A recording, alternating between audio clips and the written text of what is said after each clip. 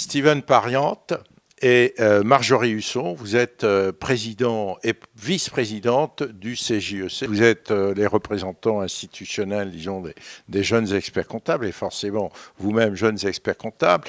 Suite au rehaussement des seuils jusqu'à 8 millions de chiffre d'affaires où il faut un commissaire aux comptes, etc., qui vont avoir, ce rehaussement va avoir un effet négatif sur le chiffre d'affaires de la profession, particulièrement des petits cabinets, peut-être aussi, je pense, sur les jeunes qui ont racheté des cabinets. J'espère qu'il n'y en a pas trop de situations dramatiques, mais enfin, vous connaissez ça. Que pensez-vous comme une des pistes ou une solution de la création de la mission dite d'audit simplifié dans les PE? Alors, d'une manière générale, nous trouvons que c'est une bonne idée. Tout ce qui va dans le sens de la simplification, d'une manière générale, est une bonne idée. On a le sentiment qu'on s'est laissé endormir ces dernières années, qu'on s'est laissé ensevelir sous les normes et les règles, et qu'au final, on a oublié l'importance de démontrer l'utilité de nos métiers envers nos clients, envers le gouvernement, envers toutes les parties prenantes du monde économique. Et c'est pour ça que donc, nous saluons cette idée. Après, reste à savoir comment elle va être appliquée, quelles vont être les règles et les contours qui vont être fixés, et surtout la manière avec laquelle on va l'expliquer à nos clients. Bien, merci pour cette première réponse, mais cette mission d'audit simplifié, de contrôle simplifié, qui évidemment coûtera moins cher, c'est ça que ça veut dire, si elle est faite comme ça, est-ce que vous croyez que les entreprises vont acheter, puisque c'est contractuel, c'est plus obligatoire? Bon, comme Steven l'a dit précédemment, c'est une mission donc facultative. Il va bien falloir montrer l'utilité surtout de cette mission, et surtout bien la marketer, parce que c'était un petit peu, je dirais, le souci auparavant. C'est vrai que notre mission, la mission d'audit actuelle, qui est encore qui est encore vivante, n'a pas démontré forcément suffisamment son utilité. Ouais.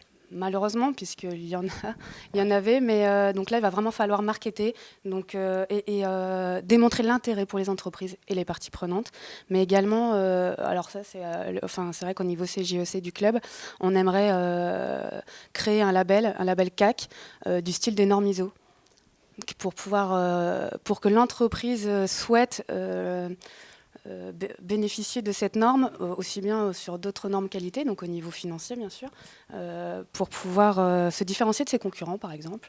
Et on espère également, si ce label est créé et bien vendu, enfin marketé, permettre même d'aller plus loin au niveau...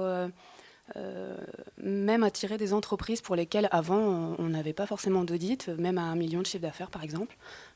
Suffit simplement qu'ils en aient besoin dans leur marché. C'est le principe name and shame, c'est-à-dire youpi, moi je suis ISO, youpi, moi j'ai un label. Là on dirait youpi, j'ai un commissaire aux comptes qui atteste, etc. Avec un label vraiment... Mais avec un bon marketing. C'est ça, avec un bon marketing. Sur le plan marketing, il va falloir qu'on travaille beaucoup dessus. Voilà, oui, tout à fait. Très bien, mais merci, c'est intéressant. Effectivement, ça peut être une piste pour essayer de compenser, en partie certainement, pas totalement, mais déjà. Et en dehors de l'audit légal, puisque là, y compris cette attestation simplifiée, c'est de l'audit légal allégé, on va dire. Est-ce que vous adhérez aux propositions de Patrick de Cambourg qui parlait d'attestation sur la cybersécurité, le RSE, la RGPD, les délais de paiement. Enfin bon, c'est vrai qu'on peut attester des dizaines de choses.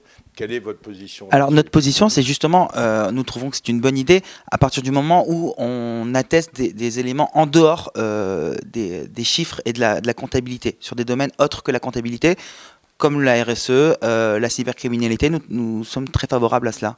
D'accord. Mais alors, se pose la question, si on va un peu plus loin, sur les relations experts-comptables, commissaires aux comptes. Est-ce que vous verriez que le commissaire aux comptes, par exemple, de demain, puisse donner des missions de conseil ou faire des missions, tenir des comptabilités, par exemple. Enfin, avoir des missions qui seraient carrément concurrentes, contractuelles, totalement contractuelles et concurrentes à celles d'experts comptables. Alors, sur ce point, je pense que c'est vraiment la question essentielle et principale du débat. C'est il faut redéfinir le rôle de l'expert comptable et du commissaire aux comptes.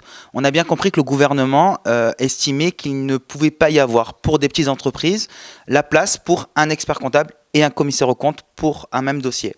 Il faut faire pour un petit dossier. Pour un petit dossier. Entre guillemets petit. Petit dossier. Il est important de redéfinir le rôle de chacun parce que les experts comptables sont aussi commissaires aux comptes sur d'autres dossiers, pas sur le même dossier bien évidemment, mais c'est les mêmes personnes. Il ne faudrait pas qu'on soit schizophrène. Il faudrait qu'on raisonne en marché global. Si c'est pour enlever du marché à l'expertise comptable pour le donner au commissariat, ou l'inverse, le commissariat vers l'expertise, au final, ça ne sert à rien. Il faut raisonner en marché global. Et j'ai envie de vous dire, c'est cette vieille expression qui n'est pas très moderne pour un jeune expert comptable, mais si c'est pour déshabiller Pierre pour habiller Paul, ça ne sert à rien. Oui, non, mais c'est intéressant ce que vous dites, parce qu'effectivement, enfin, je me livre un peu là, mais ça n'a, de mon point de vue, aucun sens donner aux commissaires aux comptes pour compenser. D'ailleurs, ce ne seraient pas les mêmes commissaires aux comptes qui prendraient les nouvelles missions. Hein. C'est globalement le corps professionnel, donc autant être clair.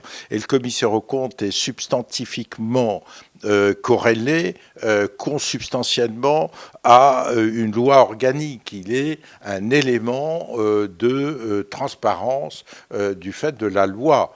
Et par conséquent, c'est pas tout à fait une relation contractuelle comme l'expert comptable qui choisit, renonce, etc. Le chef d'entreprise peut faire ce qu'il veut sur le choix de son expert comptable, sur le choix de son commissaire aux comptes, certes aussi, mais à partir de là, négocier les honoraires, mais à partir de là, le commissaire aux comptes fonctionne en fonction de la loi, de réglementation de la compagnie et non plus de la volonté du chef d'entreprise. Et donc, je suis ravi de voir que les jeunes que vous êtes ont bien intégré cette dimension-là. Face à cette situation qui est effectivement compliquée, hein, avec cette réforme, la loi Pacte, enfin voilà, quelles autres missions, vous qui êtes jeunes et qui êtes au front, si je puis dire, hein, vous connaissez bien le marché, quelles autres missions pourrait-on envisager ? Actuellement, le CJEC fait partie du groupe de travail au niveau de la CNCC sur l'audit PE. Donc j'ai intégré ce groupe dont Yves Pasco, ancien président du club des jeunes experts comptables et commissaires aux comptes, faisait partie. Donc il en fait toujours partie. Donc je travaille avec lui maintenant dans ce groupe. Pour l'instant, il n'y a pas de mission envisagée, d'autres missions que celle-ci d'envisager, parce que celle-ci, on voudrait déjà bien la travailler et pouvoir proposer quand même quelque chose qui ait de l'intérêt et qui prend énormément de temps déjà. C'est bien, non, mais c'est très bien que vous creusiez les ménages, comme on dit, hein, et que vous essayez de trouver des solutions avec, en plus, l'état d'esprit que vous avez exprimé tout à l'heure et que je salue. Voilà. Steven, Marjorie, merci beaucoup. Merci à vous.